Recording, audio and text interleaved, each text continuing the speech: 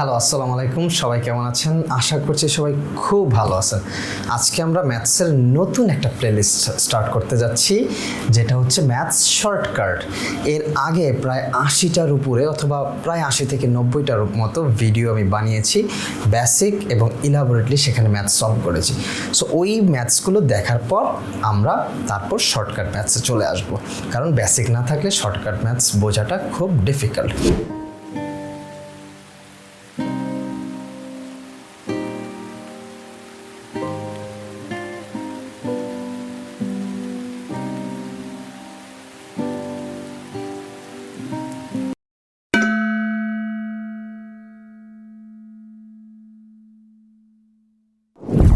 So আজকে যেহেতু আমরা শর্টকাট ম্যাথসের ফার্স্ট ভিডিও বানাচ্ছি এবং নেক্সট আমরা বেশ কিছু ক্লাস শর্টকাট ম্যাথসের উপরে করব, যাতে আমাদের জন্য অনেক বেশি ইজিয়ার হয়, কতটা টাইম সেভ করে অনেক ইজিলি ম্যাথস সলভ করা যায়। সো ফার্স্ট আজকে কি ম্যাথস আছে বা কি শর্টকাট নিয়ে আলোচনা করব, সেটাই হচ্ছে আজকে দেখার বিষয়। সো প্রথম আমরা দেখতেছি একটি ত্রিভুজ, যেই ত্রিভুজটার উপরে লেখা আছে রাইট ট্রায়াঙ্গেল, অর্থাৎ সমকোণী ত্রিভুজ। সো সমকোণী ত্রিভুজ নিয়ে আজকে আমাদের আলোচনার বিষয়। প্রথমত সমকোণী ত্রিভুজ মানে হচ্ছে যার একটা কোণ সমকোণ আর বাকি দুইটা কোণ ভিন্ন হবে অথবা একই হতে পারে। সো এই যে একটা কোণ সমকোণ, তাকে বলা হচ্ছে সমকোণী ত্রিভুজ। সো সমকোণী ত্রিভুজের একটা বাহুকে আমরা বলতে পারি হাইপোটেনিয়াস বা অতিভুজ, আরেকটাকে আমরা বলি অর্থাৎ সমকোণ সংলগ্ন বাহুদ্বয়ের মধ্যে একটা হচ্ছে বেইজ বা ভূমি, আর একটা হচ্ছে পারপেন্ডিকুলার বা লম্ব। সো এই হচ্ছে মোটামুটি সমকোণী ত্রিভুজ সম্পর্কে আমাদের ইনফরমেশন। সো প্রশ্ন হচ্ছে যে সমকোণী ত্রিভুজ থেকে কি ধরনের প্রশ্ন আসছে এবং এইটা কি অনেক গুরুত্বপূর্ণ কিনা। আসলে জ্যামিতি থেকে শুরু করে অনেক ব্যাপারই এই সমকোণী ত্রিভুজের কনসেপ্ট আমাদের ম্যাথসে ব্যবহার করা লাগে আমাদের অনেক সময় ম্যাথ সলভ করার ক্ষেত্রে। তার মানে এইটা একটা বড় ইম্পর্ট্যান্ট এবং গুরুত্বপূর্ণ কনসেপ্ট বা বিষয়। সো প্রশ্ন হচ্ছে যে এই সমকোণী ত্রিভুজ নিয়ে পিথাগোরাস একটি ফর্মুলা দিয়েছেন। সেই ফর্মুলাটা কি? হাইপোটেনিয়াস স্কোয়ার অর্থাৎ এসি স্কোয়ার সমান সমান বেইজ স্কোয়ার অর্থাৎ BC square plus perpendicular square অর্থাৎ অতিভুজ স্কোয়ার সমান সমান ভূমি স্কোয়ার প্লাস লম্ব স্কোয়ার। সো এই হচ্ছে পিথাগোরাসের ফর্মুলা। এই ফর্মুলা ব্যবহার করে আমরা খুব সহজেই কি করতে পারি, এই যে এই সমকোণী ত্রিভুজটার বাহুর দৈর্ঘ্যগুলো বের করতে পারি। এখন প্রশ্ন হচ্ছে, এইটা তো আমরা সবাই জানি, এটা আমরা সবাই মোটামুটি বুঝি, কিন্তু এই ব্যাপারটা দিয়ে ম্যাথসটা সলভ করা অনেক বেশি সময় সাপেক্ষ। যেমন অনেক বড় বড় যদি সংখ্যা থাকে 25, 49, 150, 200 অথবা খুব ছোট দশমিকে যদি থাকে, তখন এইটা দিয়ে আমাদের স্কোয়ার করে যোগ করে রুট করে বের করা অনেক বেশি টাইম কনজিউমিং। সো আমরা সেটা করব না। আমরা তাহলে কি করব? আমরা এই ব্যাপারটাকে শর্টকাট কোনো পদ্ধতি বা ওয়ে বের করে খুব দ্রুত এই বাহুগুলোর মান বের করার চেষ্টা করব। সো এই বাহুগুলোর মান বের করার অনেকগুলো পদ্ধতি রয়েছে, তার মধ্যে আমরা বেশ কিছু পদ্ধতি আজকে দেখব। সো প্রথমত আমরা রেশিও পদ্ধতিতে যাব, অর্থাৎ আমরা বেশ কিছু রেশিও মনে রাখব, যেটা মনে রাখার মাধ্যমে আমরা কি করতে পারি, খুব দ্রুত খুব অল্প সময়ের মধ্যে বাহুগুলোর মান বের করে ফেলতে পারি। যেমন একটা রেশিও আমরা মনে করতে পারি 3:4:5, যেমন 3:4:5। এটা কিভাবে মিললো? 3 তিরিক্ষা কত? 9, 3 স্কোয়ার এবং 4 স্কোয়ার 16, 9 আর 16 কত? 25, 5 5 25। তার মানে এইটা আমাদের পিথাগোরাসের ফর্মুলাকে কি করতেছে? সিদ্ধ করতেছে। তার মানে 3:4:5 হচ্ছে একটা রেশিও, বাহুগুলার রেশিও। এই রেশিওটা মনে রেখে আমি খুব সহজেই কি করতে পারি, অন্য অনেকগুলা বাহুর মান বের করতে পারি। যেমন আমাকে দুইটা বাহুর মান এরকম দেওয়া আছে, ধরো, তাহলে আমরা কিভাবে সেই মানটা বের করতে পারি। যেমন এই বাহুর মান দেওয়া আছে হচ্ছে ধরো 6, এই বাহুর মান দেওয়া আছে 8। এখন আমাকে যদি এসি বাহুর মান বের করতে বলে, তখন আমি কি করব? খুব সিম্পল, 3:4:5 এর সাথে কম্পেয়ার করব। তারপর আমরা দেখব 3 দ্বিগুণ হচ্ছে 6, 4 দ্বিগুণ 8, তার মানে 5 দ্বিগুণ 10, তার মানে এই বাহুর মানটা হবে 10। তার মানে আমরা কি বললাম, এরকম বেশ কিছু রেশিও আমরা মনে রাখবো, যেই রেশিওগুলোকে ইউজ করে খুব সহজে বাহুগুলোর মান বের করা যায়। তার মানে আরও কয়েকটা রেশিও আছে, 3:4:5, 5:12:13, 7:24:25, 9:40:41, 11:60:61।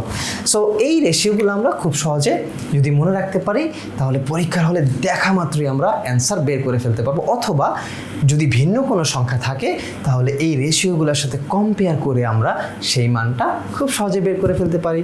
তার মানে দিস ইজ সো ইজি যদি এই রেশিওগুলো মনে রাখি।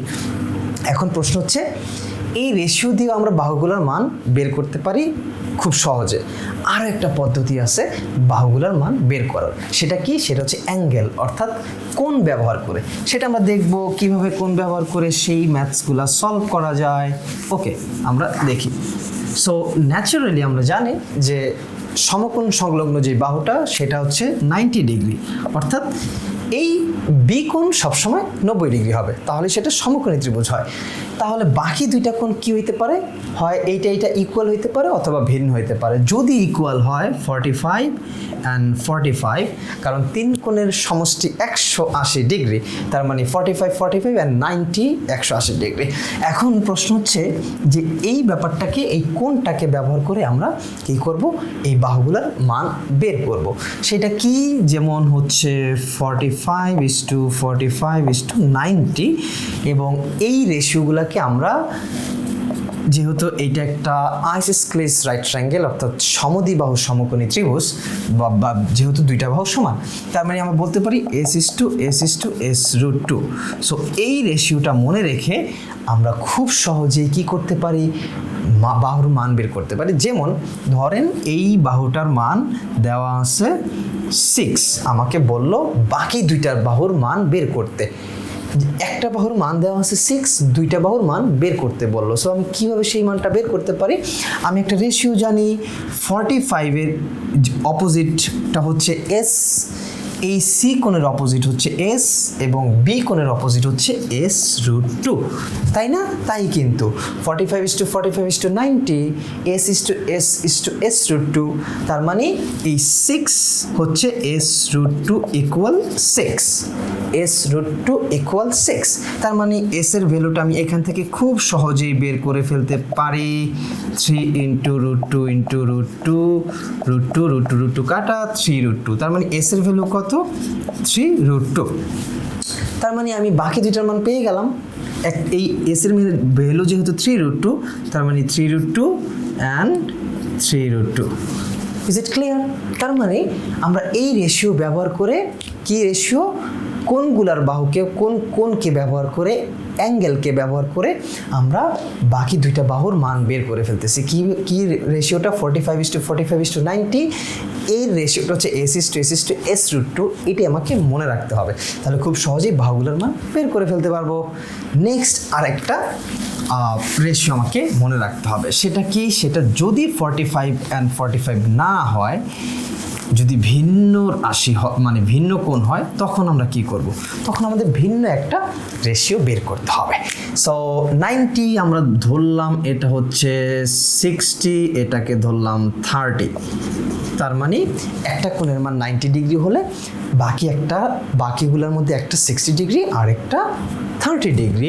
তাহলে এই রেশিওটাকে আমরা মিলাই 30:60:90, তার মানে আমরা রেশিওটা ধরবো S:S√3/2S।